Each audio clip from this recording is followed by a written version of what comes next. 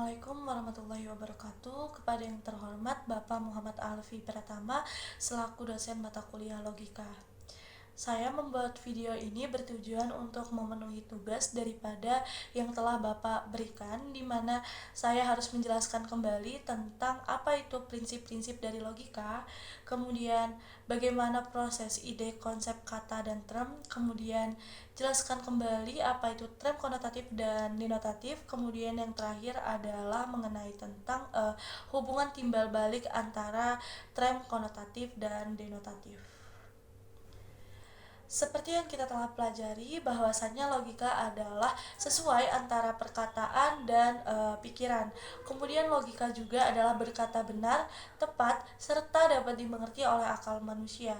Adapun 4 prinsip dari logika, yang pertama adalah prinsip identitas, kemudian prinsip contradiction, kemudian prinsip exclusivity, kemudian yang terakhir adalah prinsip rationis sufficientis. Kemudian yang akan kita bahas di sini adalah prinsip identitas terlebih dahulu. Apa sih itu prinsip identitas? Prinsip identitas adalah suatu objek yang sesuai dengan jati dirinya. Jadi identik dengan dirinya. Contoh, ketika saya memiliki jeruk, kemudian jeruk itu berubah ukurannya karena waktu atau membusuk atau warnanya yang memudar, tetapi itu adalah jeruk. Kemudian ketika saya memiliki pena, ketika tintanya sudah habis atau bahkan tutupnya yang hilang, ini tetap dikatakan pena, tidak mengubahnya menjadi A, B, ataupun C. Kemudian pada prinsip identitas sendiri, ini mengajarkan kita untuk memahami konsep keberadaan dan identitas dari suatu objek, seperti itu. Kemudian ada pun dari konsep contradiction, di mana pada konsep ini nih menyatakan bahwa suatu pernyataan ini tidak bisa bersamaan dengan pernyataan yang bertentangan. Contoh, ketika saya berada di ruangan ini dan saya tidak berada di ruangan ini, karena dalam satu waktu, satu tempat itu kita tidak bisa mengatakan hal yang bertolak belakang, hal yang bertentangan, seperti itu. Ketika saya mengatakan saya berada di ruangan ini, maka saya berada di ruangan ini.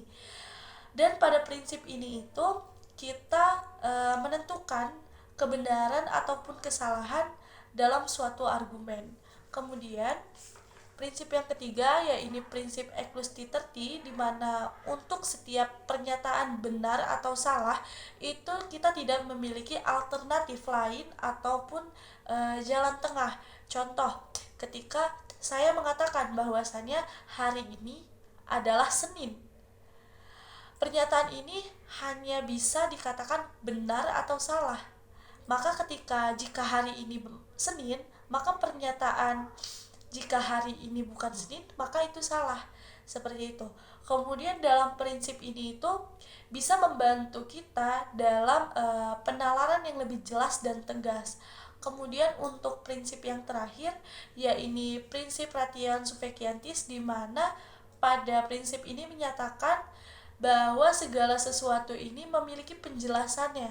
Contoh, ketika saya mengatakan mengapa langit itu gelap, maka penjelasannya adalah karena adanya rotasi bumi yang menghalangi sinar matahari. Kemudian dalam ilmu filsafat, pada prinsip ini itu berfungsi untuk mempertanyakan dasar-dasar pengetahuan dan pemahaman kita tentang dunia luar, seperti itu.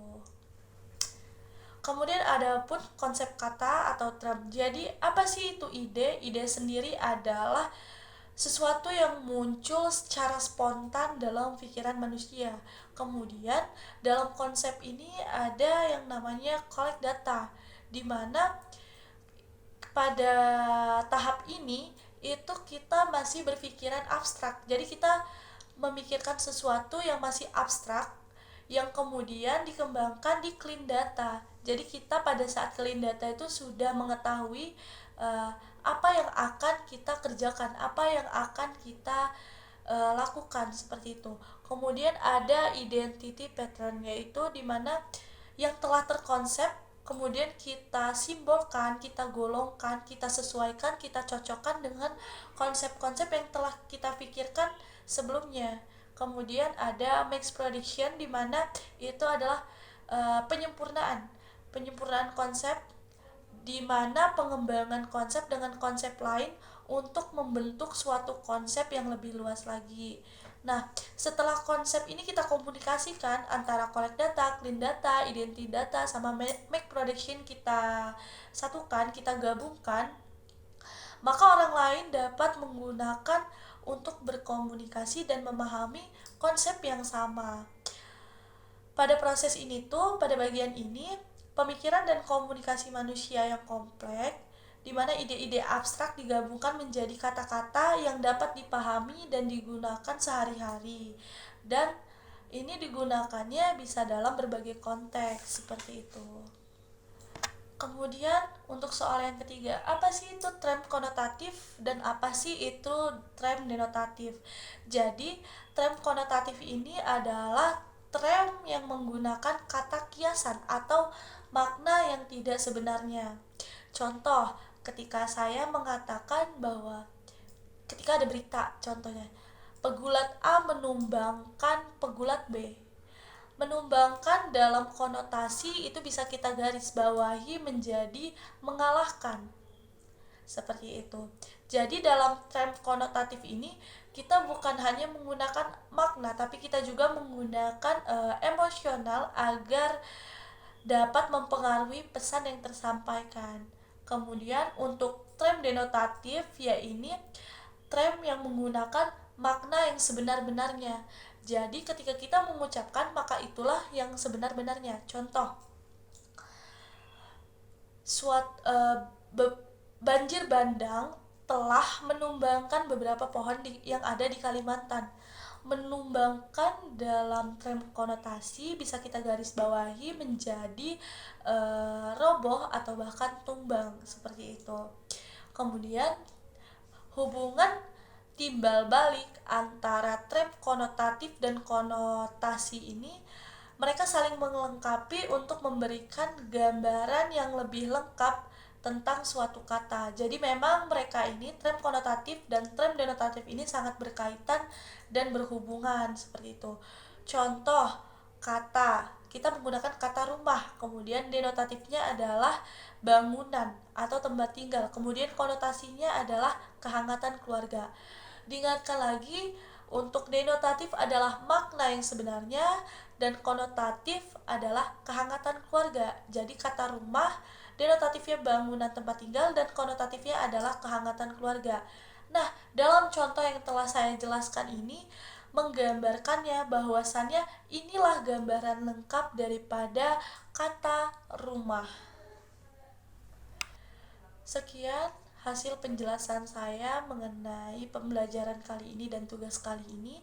Saya akhiri. Wassalamualaikum warahmatullahi wabarakatuh.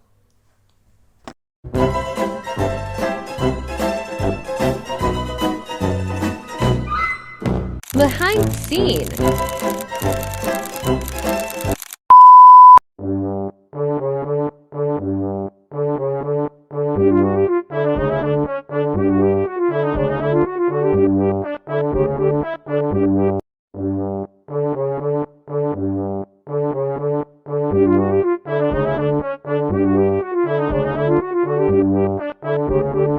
A few moments later.